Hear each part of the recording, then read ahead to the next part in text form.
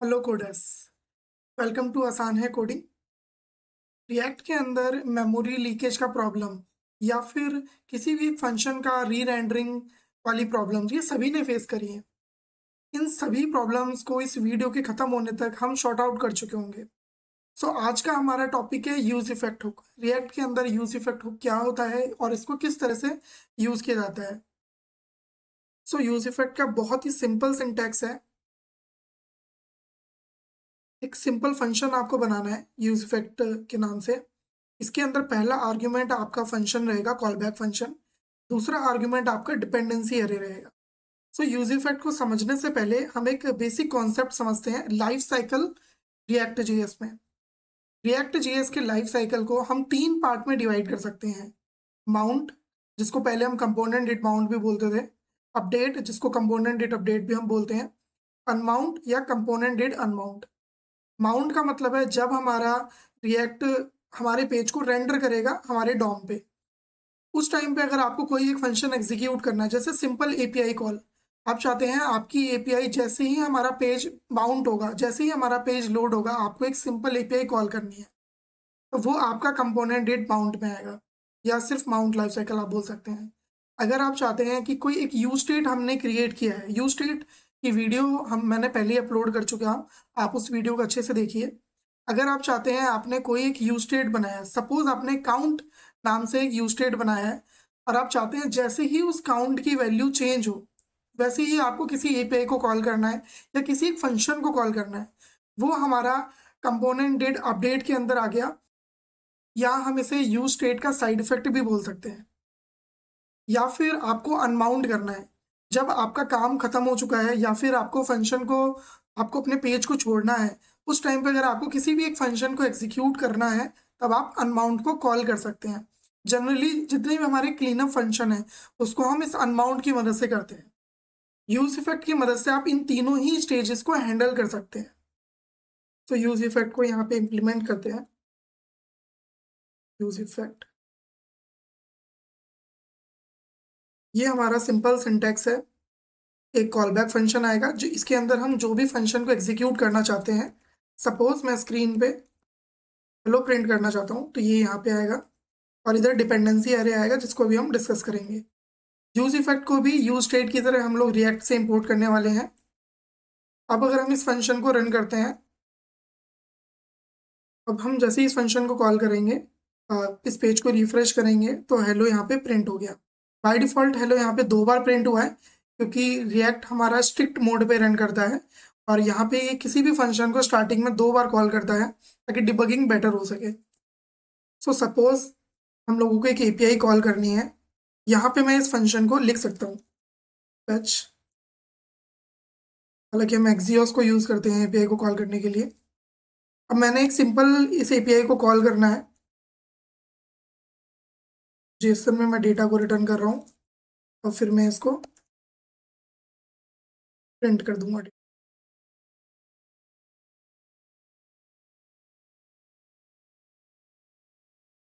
या अगर मैंने यू स्टेट बनाया हुआ है और मैं यहाँ पे यू स्टेट में डेटा को शो कर सकता हूँ, to dos, set to dos, use state, और इन सेट टू डूज को मैं यहाँ पे स्टोर करा लूँ। ये एपीआई मेरे को list of to dos provide कराएगी।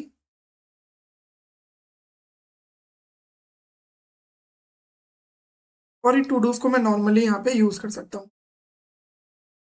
तो इस तरीके से अगर आपको किसी भी एपीआई को कंपोनेंट डेट माउंट पे या फिर जब हमारा स्क्रीन लोड होगा उस टाइम पे अगर आपको किसी भी फंक्शन को कॉल करना है, तब हम लोग इस सिंटैक्स की मदद से उसको कॉल कर सकते हैं। नेक्स्ट हमारा यूज केस है अपडेट करना।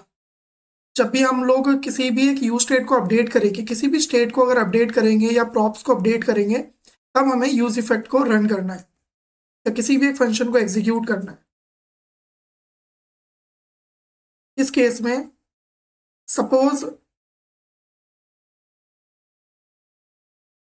इसको थोड़ा सा मॉडिफाई करते हैं, कंसोल डॉट लॉग डेटा। अब हम लोग यहाँ पे टू डू आईडी नाम से एक स्टेट हमने बना लिया और हमारे पास एक बटन है, ये बटन टू डूज की आईडी को इंक्रीज करेगी 1 से।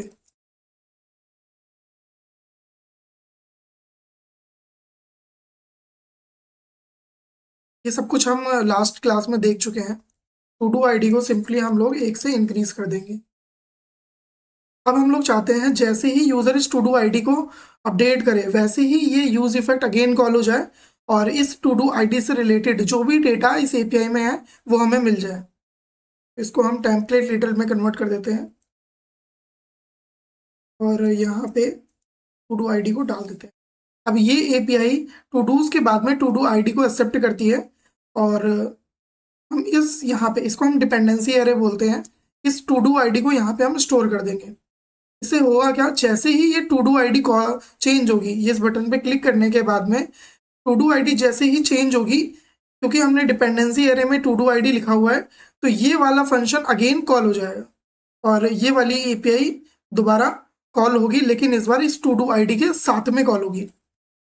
अगर मैंने यहाँ पे 2-3 यूज स्टेट बनाए हुए हैं और मैं चाहता हूँ कि ये वाला यूज स्टेट, ये वाला यूज इफेक्ट सिर्फ तभी रन होगा जब ये टू डू आईडी कॉल होगी, तो मैंने डिपेंडेंसी एरे में सिर्फ एक ही लिखा हुआ है, मैंने टू डू आईडी 2 नहीं लिखा हुआ है।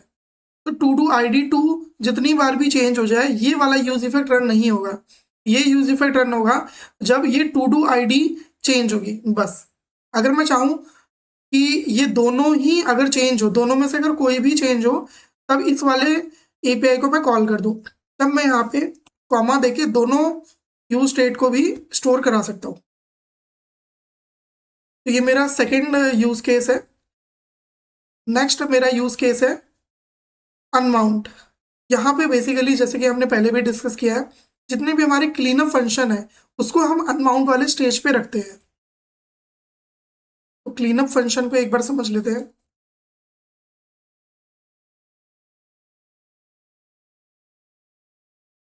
बाय द वे हम लोग दोनों को एक साथ भी यहाँ पे इंपोर्ट कर सकते हैं, ऐसे कॉमा देके, हमें इसको अलग से लिखने की जरूरत नहीं है। सपोज मैंने यहाँ पे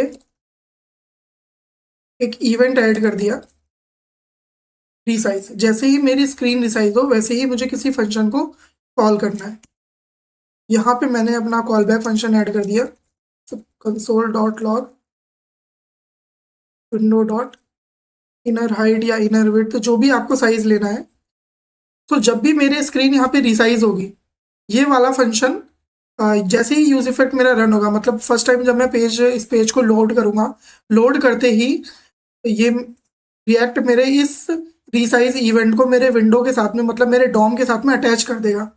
अब मैं चाहता हूँ कि जैसे ही मैं इस कंपोनेंट से हटूं या इस पेज से हटूं, मेरे को इस रिसाइज इवेंट को यहाँ से रिमूव भी करना है ताकि अदर पेजेस को या अदर कंपोनेंट को इफेक्ट ना पड़े। फिर मैं यहाँ पे बस रिटर्न लिखूंगा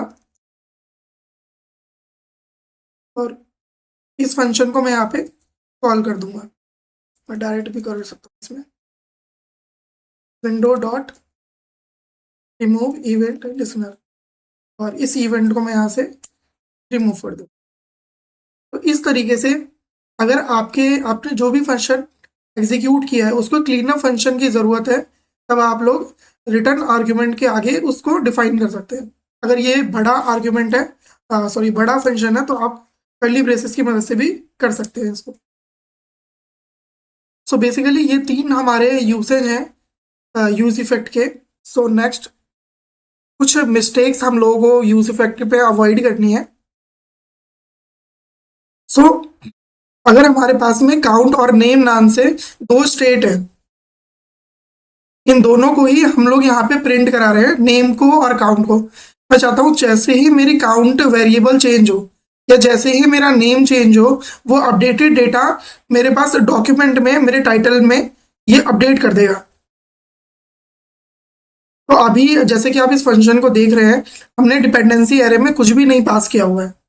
तो ये वाला जो कंपोनेंट, ये वाला जो पार्ट है यूज इफेक्ट का, ये सिर्फ पेज लोड होने पे ही रन करेगा। इसको सॉल्व करने के लिए हम लोग डिपेंडेंसी एरे में नेम और काउंट दोनों ही वेरिएबल को पास करेंगे। इससे बेनिफिट ये मिलेगा, जब भी नेम या काउंट दोनों में से कोई भी अपडेट होता है तब हमारे पास हमारा टाइटल भी अपडेट हो जाएगा। नेक्स्ट, स्टेट अपडेट करने के टाइम पे इन्फिनिट रीरेंडर हो सकता है। कैसे हो सकता है? हमने काउंट नाम से एक स्टेट बनाया है, उसके अंदर हम लोग जब भी हम जैसे ही हमारा पेज लोड हो रहा है हम उसकी वैल्यू को काउंट प्लस 1 मतलब 1 से इंक्रीज कर रहे हैं। बाई डिफॉल्ट काउंट में 0 है, जैसे कि आप देख रहे हैं। जब ये मेरा पेज लोड होगा तो 0 + 1,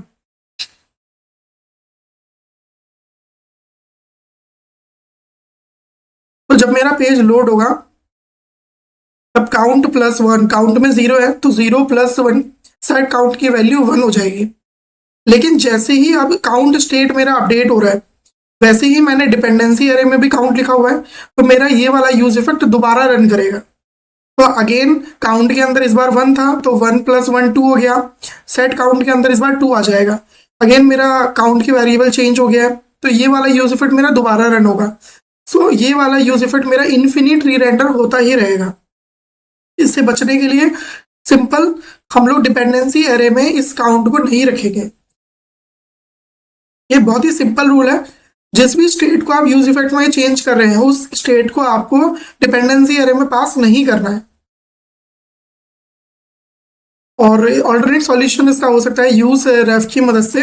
यूज रेफ की मदद से हम इंश्योर कर सकते हैं कि हमारा यूज इफेक्ट सिर्फ एक ही बार रन हो। मतलब यूज इफेक्ट तो बार बार रन होगा लेकिन यूज इफेक्ट के अंदर वाला ये जो फंक्शन है ये बार बार रन नहीं होगा। इसको हम आगे पढ़ेंगे यूज रेफ क्या होता है। थर्ड मिस्टेक की तरफ आते हैं। थर्ड मिस्टेक हमारी है कि हम लोग यूज इफेक्ट के अंदर, जैसे कि आप ये देख रहे हैं, यूज इफेक्ट के अंदर हमने एक हैवी सिंक्रोनस कोड को रखा हुआ है। ये वाला फॉर लूप मेरा 1,00,000 बार रन करेगा और मैं रैंडमली कुछ नंबर को 1,00,000 बार स्टोर कर रहा हूं अपने एरे के अंदर। नंबर्स नाम से मैंने एक एरे बनाया है और हर बार जब ये लूप चलेगा तो एक रैंडम नंबर को ये यहाँ पे स्टोर करा देगा। ये फंक्शन आपका 1,00,000 बार रन होने वाला है, तो 2 से 3 सेकंड तक आप समझ सकते हो टेंटेटिवली इसको। अब क्योंकि ये कोड सिंक्रोनस है तो जैसे ही हमारा पेज रेंडरिंग खत्म हो गई है, यूज इफेक्ट हमारा रन होता है जब रिएक्ट ने हमारे कोड को रेंडर कर दिया है डॉम पे, उसके बाद में ये वाला कोड हमारा रन होगा। तो सपोज कीजिए आपकी वेबसाइट है, आपकी वेबसाइट पे जैसे ही आपकी वेबसाइट लोड हुई, वेबसाइट सक्सेसफुली लोड हो गई है, यूजर को दिख रहा है कि आपकी वेबसाइट लोड हो चुकी है, लेकिन उसके बाद में एक हैवी सिंक्रोनस कोड आपका रन कर रहा है। जब तक ये कोड कंप्लीट नहीं होता, क्योंकि ये सिंक्रोनस है नेचर में, तो जब तक ये कोड रन नहीं होता तब तक आपका जो मेन थ्रेड है वो ब्लॉक हो जाएगा, फ्रीज हो जाएगी आपकी वेबसाइट। तो यूजर कहीं भी क्लिक करने की कोशिश करेगा वो काम नहीं करेगा। यूजर को ऐसा लगेगा कि आपकी वेबसाइट खराब हो रखी है या फिर कुछ प्रॉब्लम है, तो वो उस वेबसाइट को छोड़ देगा। इससे बचने के लिए बहुत सिंपल सा फंडा है। हम यूज इफेक्ट को जितना हो सके उतना क्लीन बनाएंगे। सबसे पहली बात, जो भी फंक्शंस वगैरह आपको लिखने हैं वो आप यूज इफेक्ट में ना लिख के ऊपर लिख सकते हैं, पहली चीज। दूसरी चीज, जो भी आपकी हैवी कंप्यूटेशन होगी उसको हम यूज इफेक्ट में ना लिख के डायरेक्टली सिंक्रोनस ना करके उसको हम लोग यूज मीमो की मदद से कर सकते हैं। यूज मीमो भी हम लोग आगे पढ़ने वाले हैं। हम इसको अपने कोड को अपनी रिटर्न वैल्यू को मेमोराइज करने के लिए यूज करते हैं। ये हमारे सिंक्रोनस कोड को बहुत इम्प्रूव कर देता है।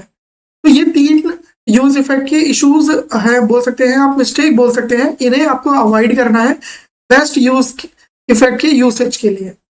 तो that's all from my side. अगर आपको किसी भी तरीके का कोई भी डाउट होता है तो प्लीज आप कमेंट कीजिए, मैं एज सुन एज पॉसिबल आपको उसका रिवर्ट कर दूंगा।